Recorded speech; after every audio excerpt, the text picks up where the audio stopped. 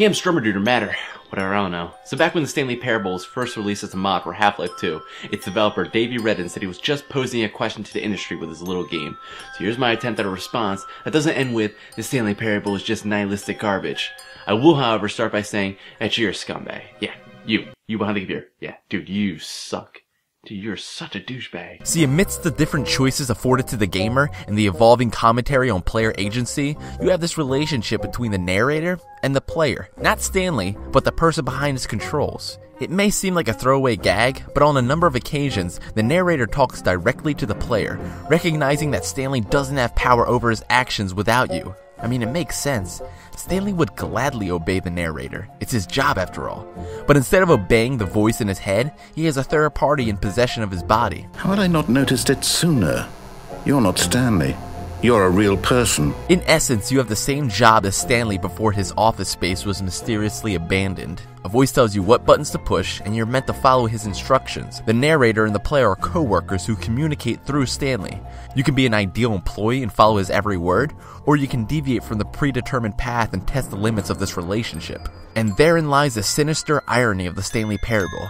Conflict resolution between the narrator and the player involves tormenting Stanley physically, emotionally, and psychologically. When I wanted to prove to the incessant narrator that I had a choice in this game, I walked off a high ledge to my death. But what I really did was kill an innocent man to spite my pseudo-coworker. I'm a douchebag. It cleverly plays on the game's genre and what has become a video game cliche the past few years.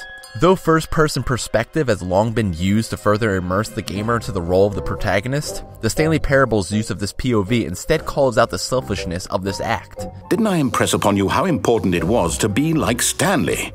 He actually knows how to do what I tell him to. He understands that if I say to do something, there's a damn good reason for it. Hence, the gamer is just as much a hindrance to Stanley as his catty, abusive overseer, if not more so. At the very least, the narrator wants to safely guide Stanley to the end of the story, but if you thoughtlessly disobey his wishes out of your own curiosity, you're not experimenting with your life, you're gambling with Stanley's. You prick. The viewpoint makes the narrator quite sympathetic as the world's creator. You know, the world that you can just completely destroy. My entire game is destroyed. It was the only thing in the world that was mine, and you've run it into the ground. What, did you think that would be funny? You just had to see? Stands for one completely brutal decision. The narrator offers second chances after the player has disobeyed his instructions. But eager to get back to business, Stanley took the first open door on his left. Hell, one story even involves the player and the narrator working together to track down the story the gamer derailed with his or her actions. Interestingly enough, the game presents these two as equals. When the player loses control of Stanley, they see just how important they are to the narrator. The story needs you. It needs you to make a decision. It cannot exist without you. Do you understand me? Whatever choice you make is just fine. They're both correct. You cannot be wrong here. We can work together. I'll accept whatever you do. I simply need you to take that step forward, please. Choose. The relationship between the narrator and Stanley draws obvious parallels to the bond between designer and player. The gamer and the developer have a symbiotic connection. They can hate each other, but neither can exist without the other. Can you see?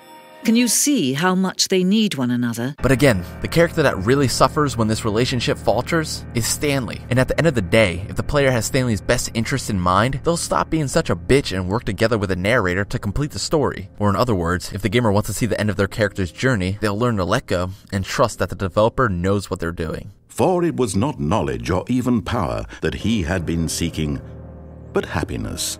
Perhaps his goal had not been to understand, but to let go. When completing the correct path, you as the player lose control of Stanley. I'd like to think that this signifies Stanley taking back the reins of his life and actually feeling the bliss of freedom. You know, right before everything gets reset again because the narrator and you have to keep experimenting on what it means to make a choice in a game by torturing an otherwise helpless person. You two sick bastards are perfect for each other. The Stanley Parable is just nihilistic garbage.